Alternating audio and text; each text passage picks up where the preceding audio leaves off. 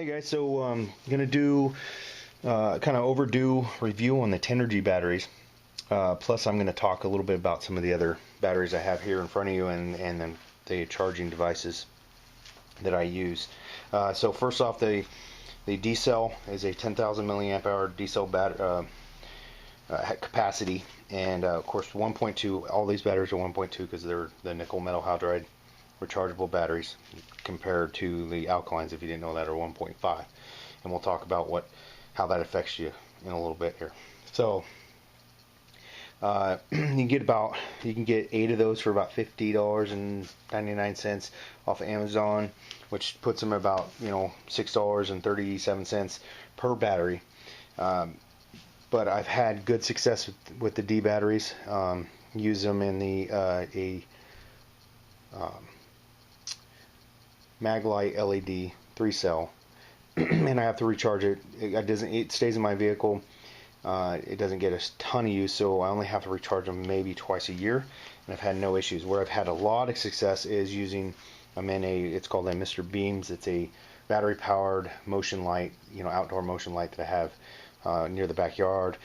About every 2 to 3 months, just depending on how often. Now, of course, wintertime a little more often, just because of obviously it's dark. It has a photo switch, and so it's dark a lot earlier or a lot longer. So it's gonna get more use, plain and simple. So so the D's I recommend, honestly. I've had good success with them. And the double A's, sorry, are a 2600 milliamp hour, which is a decent size. That's high capacity for a lot of these other ones, or the premium. That's the level that a lot of these other batteries or manufacturers have as their ultimate or their upgraded battery. And they're about $2.16 a piece.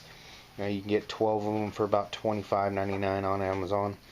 And then, like I said, with the double A's, I've had best success using it in my mobile unit in Bearcat scanner. It is selectable. You can change whether or not whether you have rechargeable or alkaline batteries in it, and that's where what I was talking about earlier, how that affects you. If your device doesn't, some devices, rechargeable batteries mess them up. In fact, a lot of devices, if you read, they'll tell you to only use certain types of batteries because the way they're designed at lower voltage, is going to it could mess with them. And some of them, all it does is it tells you that the battery's dead or low before they really are. Like with my Garmin, you can go into the settings and tell it whether or not you're using alkalines, nickel metal hydride rechargeables, or lithium batteries.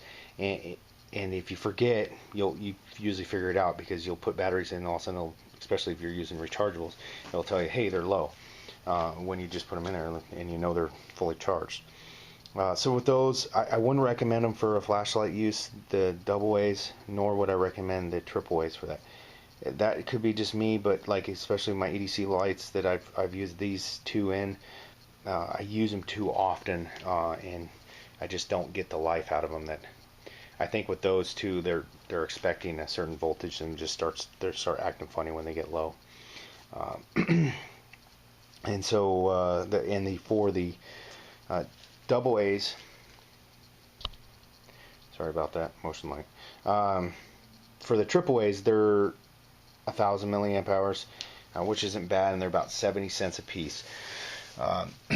So they all have uses, but that's the thing with chargeable batteries. I think you just have to be sure you're using them in the right devices, and when you get ready to go buy a device and you're thinking you want to use rechargeables, do a little research and see if it'll be compatible with, or it has a mode where you can select that it's using, to let the device know that you're using rechargeable batteries, and it's going to have lower input voltage. The Amazon Basis, I've only had those earlier this year. I'm really impressed with them. They're 2,400 milliamp hours and about $2.40 a piece, a little more than these. But it could be just because they're newer. Just to me, it seems like maybe they're just a little better quality. You're getting a little better life out of them. So that jury's still on that one. The in loops, Bought those mainly for the kids. Well, the double A's at least for the kids controllers. Those ones are only 1900 milliamperes for their Xbox controllers, because they kept going through the alkaline, or kept burning through all my batteries is the whole point. So the rechargeables are great for that. They work fine. I use also the Amazon Basics on that. There's some old energizers that I bought a long time ago, well before I was even doing YouTube channel videos. So, and I think both those are bad, and I was never impressed with those. Just saying. But I don't know. I don't even know if Energizer still does that. They probably do. So to get into, try to keep this video as short as possible, get into charging. At the same time that I did that video several years ago about the Tenergy batteries, I also covered this this charger, which is it was sold under the Tenergy brand, and I think they still sell it online. It's a super universal charger. The model is a V9688. It does 4 batteries at a time. It has the decent features, but so far it's been okay. And one of them my spring's a little weak on.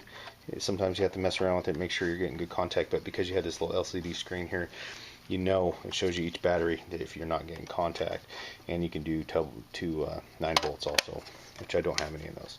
But one of the best features I like about it is its 12 volt input, DC of course, and that allows you to, if you wanted to, you could adapt it and charge it off of the car battery or in the car.